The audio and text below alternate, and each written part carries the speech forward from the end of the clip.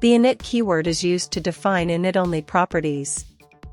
These properties can be assigned only during object initialization, which occurs in a constructor or through an object initializer. Once the object is initialized, the values of init-only properties cannot be modified.